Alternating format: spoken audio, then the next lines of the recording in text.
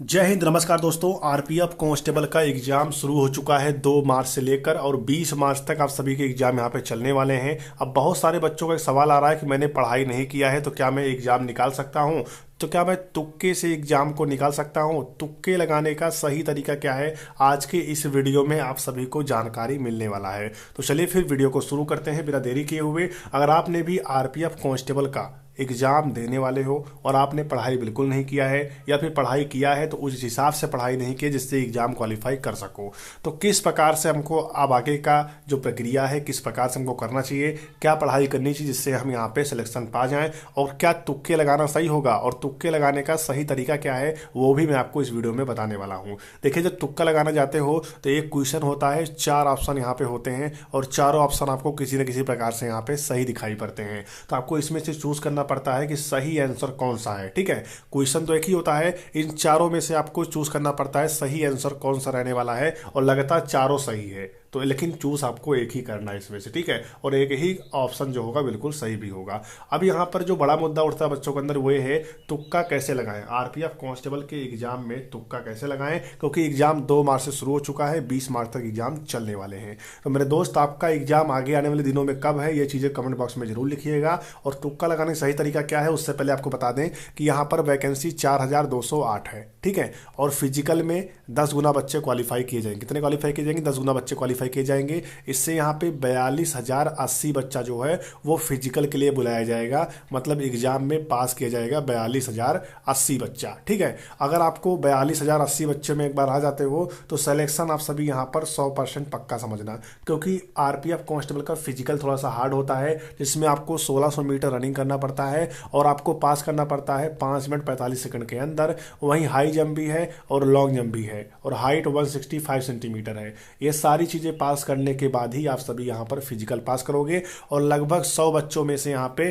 10 बच्चा या फिर 12 बच्चा ऐसा होता है जो ये सारी क्राइटेरिया को, मतलब फिजिकल का जो क्राइटेरिया है ये पास कर पाता है। रनिंग, हाइट, चेस्ट, वेट और लॉन्ग जंप, हाई जंप और ये सारी चीजें जो है वो लगभग 100 में से 10-12 बच्चा ही होता है जो ये सारी चीजें क्वालिफाई कर पाता है। ज्यादातर बच्चे जो होते हैं वो रनिंग में फेल हो जाते हैं और जो रनिंग में पास होते हैं उसमें से बहुत सारे बच्चे हाई जंप और लॉन्ग जंप में फेल हो जाते हैं। ठीक है, तो ये इस कारण होता है। अगर आपका नाम जो है एक बार वैकेंसी के 4208 इंटू यहाँ पे 10, अगर आप सभी का नाम जो है 42,080 बच्चों में एक बार आ गया तो समझ लेना कि आप सभी यहाँ पर सिलेक्शन पा चुके हो। ठीक है, क्योंकि इसका सेकंड लिस्ट भी यहाँ पर बहुत बार जारी होते हुए देखा गया है और सेकंड लिस्ट अगर एक बार आपका जारी हो गया तो समझ लेना पहले लिस्ट में जो बच्चे बुलाए गए हैं वो सारे बच्चे यहाँ पे अपना सिलेक्शन फिक्स मानेंगे और बाकी जो बच्चे जाएंगे ये बच्चे भी यहाँ पर फिजिकल देंगे, मतलब कट ऑफ को डाउन होते हुए भी आप सभी यहां पर देखोगे इस भर्ती में। ठीक है, तो इसलिए मैं आपको बता रहा हूं, अगर आप सभी यहां पर 120 क्वेश्चन में से अगर आप 80 प्लस भी स्कोर कर जाते हैं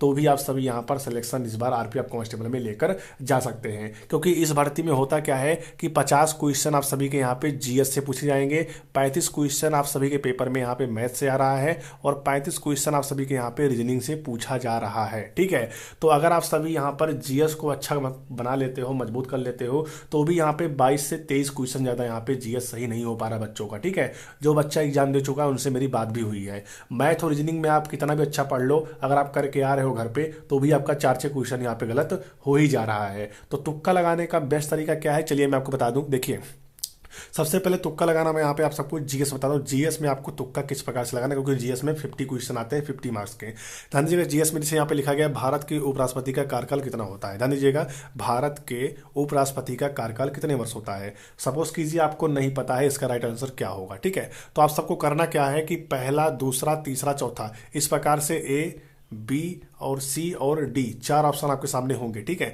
अब इसमें से राइट आंसर कौन सा रहेगा यह जानने के लिए ज्यादातर जो यहाँ पे आरआरबी द्वारा, जो आपको बता रहे हैं आरआरबी में जो भी एग्जाम अभी हुआ है, अभी एलपी का भी एग्जाम हुआ, जेई का एग्जाम हुआ, तो इन सब के एग्जाम के आंकड़ों के अकॉर्डिंग अगर मैं आपको बताऊं तो जो भी एग्जाम टीसीएस लेता है, क्योंकि इसका भी एग्जाम यहाँ पे टीसीएस ही कंडक्ट करवा रहा है। ठीक है, तो जो भी एग्जाम टीसीएस लेता है अधिकतर जीएस में ऐसे क्वेश्चन देखने को मिला है जिसमें आप सभी के यहाँ पे बी वाला और सी वाला सही होते आप सबको दिखा है। ध्यान दीजिएगा, जीएस में ज्यादातर जो ऑप्शन सही होते हैं वो बी वाला या सी वाला, ठीक है। ये क्वेश्चन में जो है ऑप्शन जो है ज्यादा सही होते हैं, या 2 वाला या फिर 3 वाला। अगर आप जीएस में ज्यादातर अगर आप तुक्का लगाते हैं दो सी बी वाला और सी वाला, तो आपका यहाँ पे राइट बैठने के ज्यादातर चांसेस रहते हैं, ठीक है। तो ध्यान दीजिएगा, आपको ये वाला ऑप्शन जो है 2 वाला या फिर 3 वाला, ये दो में आपको एक अगर कर देते हैं तो आपका यहाँ पे सही होने के जो चांसेस है यहाँ पे 50% हो जाएंगे, ठीक है। तो ये सारी चीजें हैं। और बात रही अगर आप इस तरीके से तुक्का नहीं लगाना चाहते, आपको तुक्का लगाना है कुछ अलग तरीके से, ध्यान दीजिएगा, फिर आपको करना क्या पड़ेगा, ध्यान दीजिएगा। पहले आप ये क्वेश्चन देख लीजिए, इस क्वेश्चन को आप देख लीजिए, यहाँ पे क्या लिखा गया है, the race of my life किस खिलाड़ी की आत्मकथा है। खिलाड़ी की आत्मकथा पूछ रहा है, किस खिलाड़ी की आत्मकथा है, the race of my life. तो ठीक है, नारायण कीर्तिकेन, ठीक है, पीटी उषा, मिल्खा सिंह और ध्यानचंद। तो अगर आपको नहीं पता इसमें से राइट आंसर कौन सा होगा, तो ध्यान दीजिएगा, आपको यहाँ पे ऑप्शन काटना होगा, ठीक है। देखिएगा, the race of my life मतलब नारायण कीर्ति, मतलब इनके नाम से लग रहा है कि ये यहाँ पे मतलब खिलाड़ी कम हो सकते हैं, मतलब ऐसा लग रहा है, ठीक है। तो आप यहाँ से क्वेश्चन काटना शुरू कर दीजिए, इसको काटिए। फिर अगर आपको लग रहा है कि इन दोनों में से कोई एक हो सकता है, तो आपको इसमें तुक्का लगा देना, क्योंकि आपके यहाँ पे 50% सही भी हो सकते हैं, 50% आपके गलत भी हो सकते हैं, लेकिन सही होने के चांसेस जो होते हैं वो ज़्यादा होते हैं। और एक चीज़ याद रखिएगा कि आरपीएफ कांस्टेबल में 1/3 का निगेटिव मार्किंग भी है, ठीक है। अगर आप 3 क्वेश्चन यहाँ पे गलत कर देते हैं, तो आप जो नंबर आप मेहनत से पाए होंगे इस पेपर में, उसमें से 1 नंबर आपका माइनस हो जाएगा फिर, ठीक है। इस तरीके से आपका निगेटिव मार्किंग भी इस भर्ती में रखा गया है, तो इसको आप सभी ध्यान में रखिएगा। ये आपका जीएस का हो गया। अगर आपको क्वेश्चन नहीं आ रहा कि इसका राइट आंसर कौन सा होगा, तो आप सी बी वाला और सी वाले में से अगर आप एक सही करते हैं, मतलब एक टिक कर देते हैं, तो ज़्यादातर जो उम्मीद होगा आपका सही होगा, क्योंकि बी और सी वाला ज़्यादातर यहाँ पे सही होते हैं, ठीक है। अब हम बात कर लेते हैं यहाँ पे मैथ को लेकर, ध्यान दीजिएगा। अब चलते हैं मैथ के ऊपर, क्योंकि जीएस का जो तुक्का था मैंने बता दिया कि यहाँ पे बी वाला और सी वाला अगर आप लगाएंगे तो ज़्यादा उम्मीद रहता है सही होने का, ठीक है। अब यहाँ पे बात कर लेते हैं, आपका जीएस हो गया। अब बात कर लेते हैं मैथ को लेकर कि मैथ में आपको किस प्रकार से यहाँ पे क्वेश्चन को सॉल्व करना है। देखिए दोस्तों, बात कर लेते हैं आरपीएफ कांस्टेबल का। अगर आप एग्जाम देने वाले हैं, तो अगर आप मैथ की अगर मैं बात करूं, तो मैथ के आप सभी से पूछे जाएंगे 35 क्वेश्चन। कितने? 35 क्वेश्चन आप सभी से यहाँ पे मैथ के पूछे जाएंगे। अब अगर मैं इस के बारे में बताने से पहले मैं आपको यहाँ पे एक छोटी सी इन्फॉर्मेशन देना चाहता हूँ। अगर आप आरपीएफ कांस्टेबल का एग्जाम देने जा रहे हैं मेरे भाई, तो आप ये 4000 क्वेश्चन लेकर पढ़ लीजिए। कितना?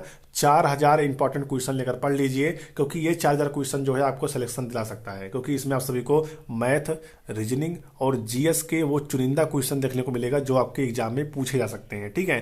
तो ये पूरी टीम हमारी मिलकर इस क्वेश्चन को यहाँ पे तैयार किया है। तो अगर आप चाहो तो इन 4000 क्वेश्चन को लेकर पढ़ सकते हो और इस बार आरपीएफ कांस्टेबल में झंडे गाड़ सकते हो, ठीक है। ध्यान दीजिएगा, यहाँ पर आपको इस नंबर पर जाकर व्हाट्सअप मैसेज करना है। क्या लिखना है? व्हाट्सअप मैसेज आपको करना है इस नंबर पर, और व्हाट्सअप मैसेज करने के बाद आपको लिखना है आरपीएफ पीडीएफ। क्या लिखना है? आपको लिखना है आरपीएफ, मैं लिख देता हूं, आपको लिखना है आरपीएफ पीडीएफ, आपको लिख देना है। टीम आपको यहाँ पर पीडीएफ प्रोवाइड कराएगी सिर्फ 85 रुपीज में। कितने में? सिर्फ 85, सिर्फ 85 रुपए में आप सभी को यहाँ पर पीडीएफ मिलेगा। आपको व्हाट्सएप पे जाके मैसेज करना है 7985007173 पर आपको जाकर लिखना है आरपीएफ पीडीएफ। आपको 4000 क्वेश्चन का पीडीएफ मिलेगा सिर्फ 85 रुपीज में, 85 रुपए में आप सभी को पीडीएफ मिलेगा। तो आप इस पीडीएफ को लेकर जरूर पढ़ें एग्जाम देने से पहले। और ये जो 4000 क्वेश्चन है, अगर आपका एग्जाम कल है तो इसे आज भी आप सभी लेकर पढ़ सकते हो, ठीक है। इस तरीके से आप सभी इसको पढ़ सकते हो। तो बिना देरी करते हुए जाइए पीडीएफ लीजिए और पीडीएफ लेकर आप सभी पढ़ाई करिए, क्योंकि बिना पढ़ाई के आपका सिलेक्शन जो है नहीं हो सकता।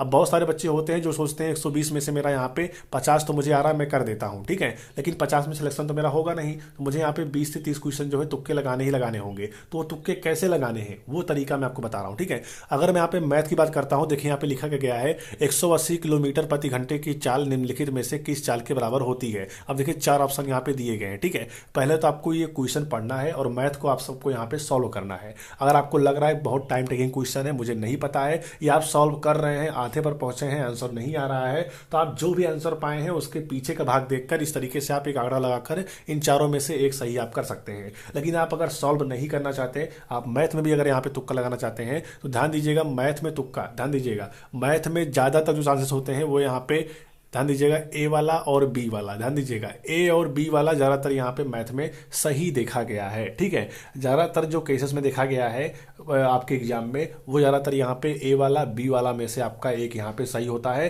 वो भी मैथ में। ध्यान दीजिएगा मैथ में आप सभी का ए वाला ऑप्शन या फिर बी वाला ऑप्शन जो है ज़्यादातर यहाँ पे सही देखा गया है। तो आप अगर ए वाला या बी वाला चूज करते हैं तो आपका यहाँ पे उम्मीद ज़्यादा है सही हो जाएगा। ठीक है, यहाँ पर भी देखिए मैथ ही है, यहाँ पर ए वाला और बी वाले में से अगर आप एक तुक्का लगाते हैं तो 50% चांस है आपका यहाँ पे एक सही हो सकता है। ठीक है, तो आप ध्यान दीजिएगा पहले आपको सॉल्व करना है, नहीं आ रहा है और तुक्का आपको उसी केसेस में लगाना है जिसमें आपको लग रहा है कि हमारा इतने में भी सिलेक्शन नहीं हो सकता, चलो मैं यहाँ पे कुछ तुक्का ही लगा देता हूँ, ऐसे ही आपको तुक्का लगाना है। ठीक है, अगर आपको लग रहा है मैंने पढ़ाई नहीं किया है, अब एग्जाम नहीं देंगे तो वैसे भी कुछ नहीं हाथ आने वाला, तो आप सभी तुक्का लगा सकते हैं। ठीक है, क्योंकि जब मतलब खाली हाथ जाने से अच्छा है आप यहाँ पे हथियार लेके लास्ट तक लड़ते रहो। ठीक है, वही वाली बात हुई, आप सभी यहाँ पे तुक्का भी लगा सकते हैं। लेकिन अगर आप सभी यहाँ पे पेपर में 50 क्वेश्चन सही कर देते हो और कट ऑफ आप सबका यहाँ पे 70 से नीचे नहीं रहेगा, 70 के ऊपर रहेगा, तो आप यहाँ पर तुक्का जरूर लगाएंगे, क्योंकि यहाँ पर एग्जाम हाथ जाने से अच्छा ही होगा, तुक्का लगा देते हैं, हो सकता है सही बैठ जाए। ठीक है, तो उन तरीकों में उन स्टेप को अगर आप सभी यहाँ पे फॉलो करते हैं, अगर आप सभी मैथ में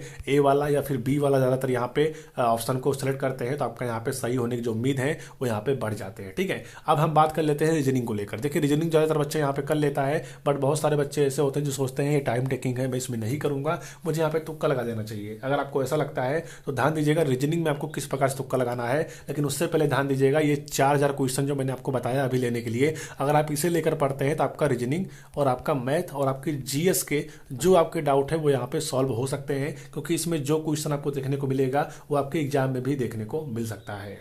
अब दोस्तों यहाँ पर देख लीजिए, अब हम बात कर लेते हैं रीजनिंग को लेकर। देखिए आरपीएफ में रीजनिंग के कुल यहाँ पे 35 क्वेश्चन आप सभी से पूछे जा रहे हैं। ठीक है, 35 क्वेश्चन आप सभी से रीजनिंग में पूछे जा रहे हैं। अब इस प्रकार से आप सभी कैसे इसको सॉल्व करेंगे, देखिए रीजनिंग में पहले आपको देखना है, पहले देखिए बहुत सारा बच्चा क्या करता है कि बड़ा सवाल देखकर इसको पढ़ता ही नहीं है, वैसे तुक्का लगा के चला जाता है।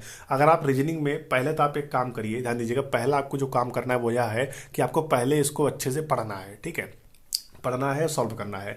अगर आपसे सॉल्व नहीं हो रहा है, थक चुके हैं, परेशान हो चुके हैं, क्योंकि रीजनिंग में क्या होता है कि आपको नव्या, मोहित, कपिल, प्रिया करके ऐसे दिया होता है और यहाँ पर आपको लगेगा ये भी सही हो सकता है, वो भी सही हो सकता है। इस कंडीशन में करना क्या है, अगर आप सोच रहे हैं कि इसमें भी तुक्का लगा दे तो ध्यान दीजिएगा इसमें आप सभी ए वाला या फिर यहाँ पे डी वाला, ध्यान दीजिएगा ए वाला या फिर डी वाला, इन दोनों में से आपके रीजनिंग में एक राइट आंसर आपको देखने को मिलता है। अक्सर ऐसा देखा गया है कि रीजनिंग में अगर आप यहाँ पे तुक्का लगाते हैं तो ज़्यादातर बच्चा यहाँ पे ए वाला या फिर डी वाला सेलेक्ट करता है, जिससे यहाँ पे उम्मीद बढ़ जाती है सिलेक्शन के। और तुक्का मैं आपको बार बता रहा हूँ, तुक्का आपको तभी लगाना है जब आपको लगे कि हमारा सिलेक्शन जो है आरपीएफ कांस्टेबल में नहीं हो सकता, तो आप लास्ट में पासा पलटने के लिए आप सभी यहाँ पे तुक्का लगा सकते हैं। ठीक है, बाकी नेगेटिव मार्किंग आप सभी का 1/3 का है, इसको भी आप सभी ध्यान में रखिएगा और 4000 क्वेश्चन आप सभी लेकर जरूर पढ़िएगा, जिससे आपका सिलेक्शन जो है इस बार हो सके आरपीएफ कांस्टेबल में। ठीक है, और वैकेंसी भी बढ़ने की उम्मीद है, तो अगर आप थोड़ा बहुत अच्छा स्कोर लेकर आ जाते हैं तो फ्यूचर में आगे चलकर आपको ये इस वैकेंसी में